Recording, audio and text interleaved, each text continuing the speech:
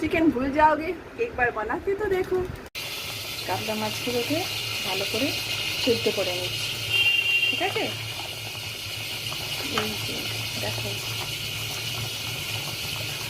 ওকে, সেদ্ধ হয়ে গেছে, আমি নাবিয়ে ফেলেছি।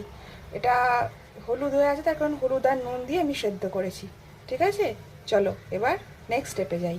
যে কাজটা করতে হবে সেটা হচ্ছে এই মাছের কাঁটাগুলোতে একটু ভালো করে মন দিতে হবে, কারণ এটা ভেটকি মাছ নয় তো, ভেটকি মাছ কাঁটা থাকে না, কিন্তু এই মাছ কাঁটা আছে, ওই জন্য যতই ভেটকি মাছ হোক কাঁটাগুলোকে একটু ভালো করে দেখে নিয়ে মাছগুলোকে এভাবে ছাড়িয়ে নিতে হবে, ঠিক আছে? ভালো করে। আর আমি ধোয়ার সময় যখন মাছটা ঠান্ডা হচ্ছিল একটু, তখনই মাছের গায়ে যে ছাল ছিল, ছাল আঁশ একেবারে উঠে এসেছে, ওটাতে কোনো অসুবিধা নেই, কিন্তু এখানে মাছের যে কাঁটাগুলো সেইগুলো একটু ভালো করে দেখে নিতে হবে আছে কিনা, ওকে? চলো দেখো, আমি এবার মাছগুলোকে পুরো ছাড়িয়ে নিয়েছি। এইবারে দেব হলুদ সামান্য, কারণ নুনও সামান্য, কারণ হলুদ নুনটা আমি আগে দিয়ে দিয়েছি, ওই জন্য ওটা টেস্ট ওয়াইজ পরে দিতে হবে। এবার আমি দিলাম আদা রসুনের পেস্ট। এখানে আমি 7টা রসুন আর 1 টেবিল স্পুন মতন আদা নিয়েছি। এবার গোলমরিচ, একটু আজিনামোটো দিয়ে দিলাম, এটা স্কিপ করাই যেতে পারে, এটা আমার ইচ্ছা মতো আমি একটু দিলাম।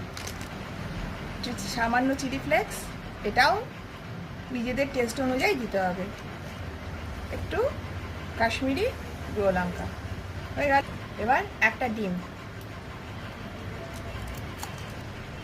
হয়ে গেল, পরিমাণ মতো কর্নফ্লাওয়ার।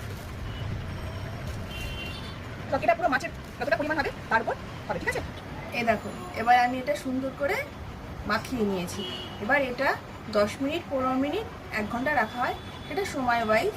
আমি মোটামুটি এখানে এখন 8 ঘন্টা রাখবো, খুব বেশি সময় এখন আমার হাতে নেই, ওই জন্য 8 ঘন্টা রাখবো।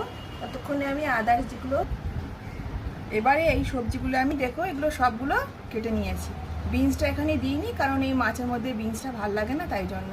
সেটা তোমার যদি ইচ্ছে হয় তোমরা দিতে পারো, ঠিক আছে? Now let's next step. ভেটকি মাছ পাইনি, তাই এই কাতলা মাছের যে ম্যারিনেটটা করে রেখে দিয়েছিলাম, এবার এটাকে ভেজে নেব একদম চিলি চিকেনের মতন। একটু লো হাই ফ্লেমে রাখতে হবে, লো টু হাই।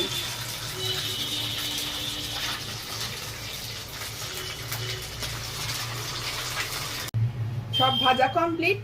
এইবার এইগুলো তেলে দিয়ে দেবো।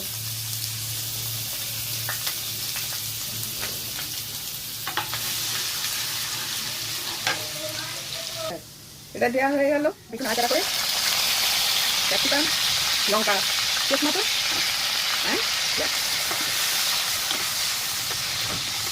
এবারে আমি দেবো পরিমাণ মতো সোয়া সস,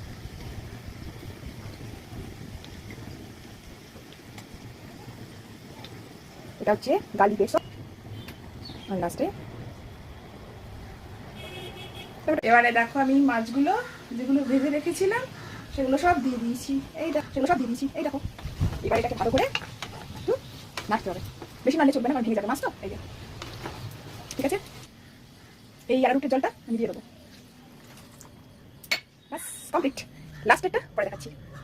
এবারে চাপা দিয়ে দিই, দিয়ে কিছুক্ষণ এটা ফুটতে দেবো, তারপর নামাবো, ওকে?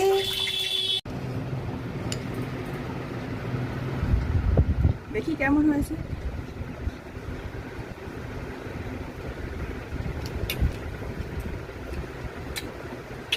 चिकन भूल जाओगे एक बार बना के तो देखो।